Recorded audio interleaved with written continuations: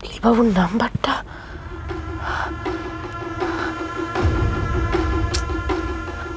লাহিড়ী কাকুর নাম্বারটা তো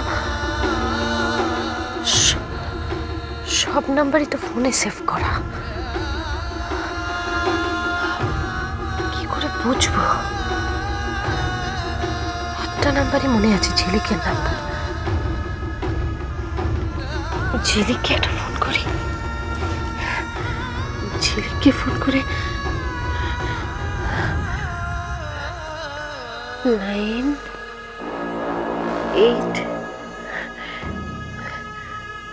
980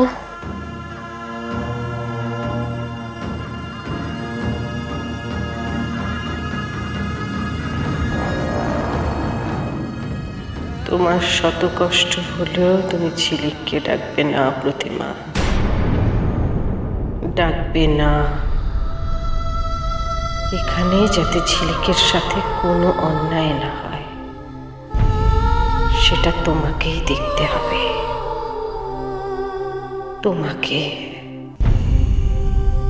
তুমি শেষ পর্যন্ত চেষ্টা করে যাবে।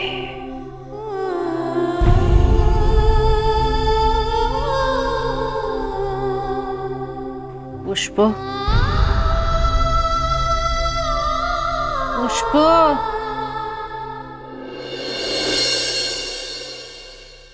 হ্যাঁ গো, ওই নার্স মেয়েটি ফুলকির সম্পর্কে এত কথা কি করে জানলো? বিশেষ করে আমি কিন্তু সত্যি ওকে এসব ব্যাপারে কিচ্ছু বলিনি। আমি একটা কথা বলি,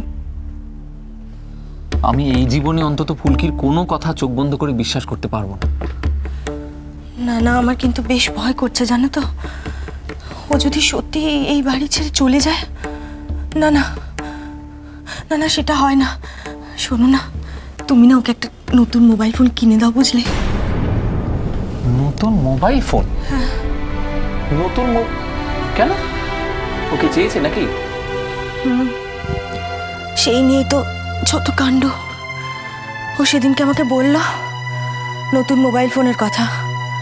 এবার তুমি নেই, আমি ওকে বললাম যে তোর মেশো নেই, এতগুলো টাকা আমি ওকে কোত্থেকে দেবো বলো? বুঝতে পেরেছি, তার মানে ব্যাপারটা বেশ বড় সড়ো কিছু একটা হয়েছে। আর তুমি বললে যে ফুলকি একটা সামান্য ব্যাপার নিয়ে। থাক না সব কথা, মেয়েটিকে এভাবে চলে যেতে দিও না গো। একটা সময় তো আমরা ওকে আঁকড়ে ধরে অনেক কষ্ট ভোলার চেষ্টা করেছি, তাই না? তাছাড়া ওই নার্স মেয়েটি আদৌ ফুলকিকে সব কথা বলেছে কিনা আমার রীতিমতো সন্দেহ আছে প্রতিমা। ফুলকি ওই নতুন মোবাইল কেনার জন্য না, তোমার আমার মন ভেজানোর জন্য এইসব কথাগুলো বলছে। আমাকে অসুস্থ হয়ে পড়তে দেখে নার্স মেয়েটি সেদিন ওকে বাইরে নিয়ে গিয়েছিল। তখন কিছু বললেও বলে থাকতে পারে জানো, কিন্তু আমার তাই হয়েছে আর কি। সেটার উপর ফুলকি খানিকটা রং চড়িয়ে এসে তোমাকে বলেছে। অবাক লাগে আমার মাঝে মাঝে। ওই মেয়েটাকে দেখে তো শেখা উচিত। একটা বাইরের মেয়ে তোমার সেবা করতে এসছে, সে তোমার জন্য ফিল করছে, আর ও 24টা ঘন্টা তোমার সঙ্গে থাকে, জীবনে কোনোদিন তোমার জন্য ভাবে। বেশ ঠিক আছে, তুমি বরং ওকে একটা মোবাইল ফোন কিনেই দাও না। না করো না। আচ্ছা ঠিক আছে, তাই হবে, আমি কিনে দেব। তুমি দয়া করে একটু বিশ্রাম করো তো, এবার অনেকক্ষণ বসে আছো, অনেক কথা বলেছো। নাও শুয়ে পড়ো, শরীরটা আবার খারাপ হবে।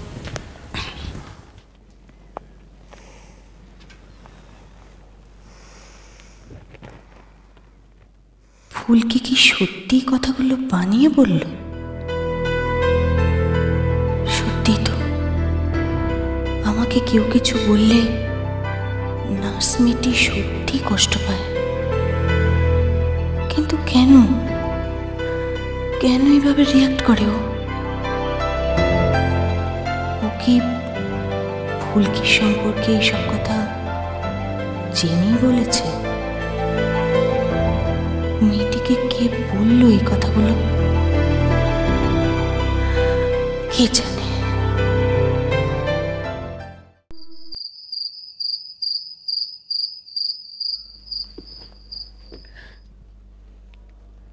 আসবো? আরে তুমি কি ব্যাপার আমার ঘরে হঠাৎ? এসো এসো এসো এসো। এই সময় শুয়ে আছেন, শরীর খারাপ? আরে না না, শরীর টরীর কিচ্ছু খারাপ না, আমি একদম ফিট রয়েছি, দেখছো না? তোমার কি ব্যাপার বলো, হঠাৎ আমার ঘরে কেন? হ্যাঁ, কড়াইছুরি কচুরি টচুরি বানিয়েছো নাকি? শোনো, যদি বানিয়ে থাকো চুপি চুপি আমার জন্য নিয়ে এসো দেখি।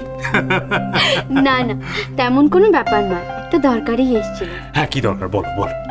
সেটা আমি শুনতে পেলাম এই বাড়িতে নাকি বেশ বড় করে দোল উৎসব হতো, আর তাতে নাকি আপনি। দোল উৎসব? হ্যাঁ, দোল উৎসবে আমার যা কাণ্ড কারখানা রয়েছে এই বাড়িতে, মুখার্জি বাড়ির ইতিহাসে একেবারে স্বর্ণাক্ষরে লেখা রয়েছে। তা আমার কিছু দোলের গল্প বলুন না। শুনবে শুনবে? হ্যাঁ, দোলের গল্প শুনবে? শোনো শোনো, দোলের আগের দিন বুড়ির ঘর পোড়ানো হতো, নেয়া পোড়া যাকে বলে। তা আমরা কি করতাম জানো তো, সবাই মিলে হইচই করে আগুনের সামনে সে কি নাচ! হ্যাঁ, সে নাচতে নাচতে একেবারে এই তো আমার গায়ের জ্বালা মিটছে না, আরো চাই। চল গান ধরি, গান ধরি, চল চল। আজ আমাদের নেড়া পোড়া কাল আমাদের দোল, আয়লা বুড়ি পুড়ে মরেছে বলো হরি। শুনতে পাবে তো? আরে চাই তো শুনুক, আয়লাকে শোনাবার জন্য তো গান গাইতে হবে।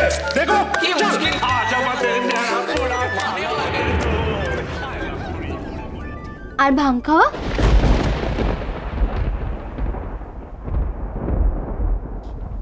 কি বললে তুমি? মানে দোলে আপনারা ভাং খেতেন না? খেতাম না আবার, প্রত্যেক বছর দোলে ভাং খেতাম। একবার বাড়াবাড়ি হয়ে গেছিল জানো তো, দোলের দিন ভাং খেয়ে আমরা ভাইরা মিলে সবাই, সে কি কাণ্ড। সত্যি যদি আজ পাহাড় হতো না, আমি তোকে ছুঁড়ে ফেলে দিতাম। তাতে কি হতো? কি হতো? আমি গেলে পর্দা বাঁচাতো, মরতে যাচ্ছে আমি বাঁচাচ্ছি। অতীত কথা বলিস না আমার হাতে। কি বোকা চক্কর করে দাও। ধরে আছি, অন্য সত্যি ধরে আছি। পড়ে যাবি নিচে।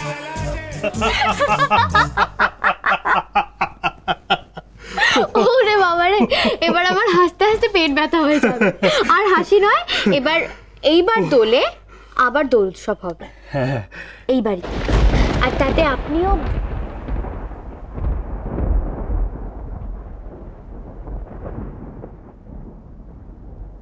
না, আমি আর না। তোমরা খেলো না, তোমরা দোল খেলো, তোমাদের বয়স কম, তোমরাই তো দোল খেলবে। আমি বরঞ্চ একটা কাজ করবো, দোলের দিন যে মাংস ভাত খাওয়াবে সেটা আমি পুরোটা স্পন্সর করে দেবো। আমাকে আর এই বুড়ো বয়সে টানাটানি করবো না। কিন্তু আপনি না থাকলে তো। এই দেখেছো দেখেছো, ভুলে গেছি একদম। তোমার সঙ্গে গল্প করতে করতে একদম ভুলে গেছি, কালকে আমার একটা ইম্পর্টেন্ট কেস রয়েছে, কেস স্টাডি করতে হবে তো। শোনো শোনো, আমি গিয়ে বসে পড়ি। আর নয়, তোমার সঙ্গে পরে এই নিয়ে কথা বলবো, তারপরে না।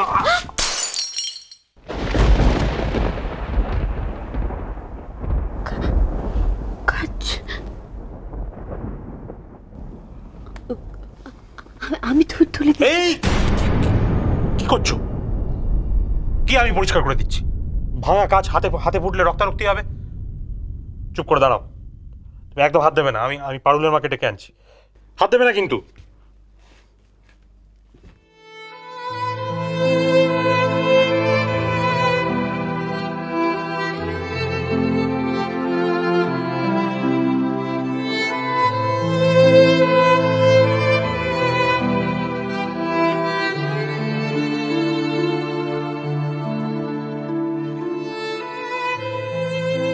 কেন এমন হলো? আমি তো এবারের সকলের ভালো করতে চাই। ঠাকুর, তুমি দেখো ঠাকুর, কারোর যেন কোনো অমঙ্গল না হয়।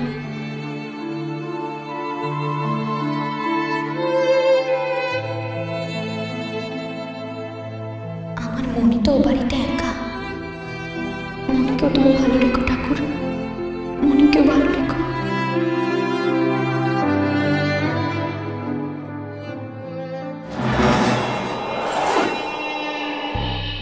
এই সুযোগ মিসেস রায়চৌধুরীর নাম্বারটা।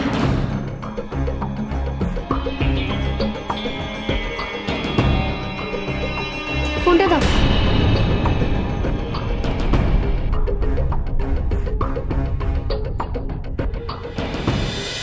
তোমার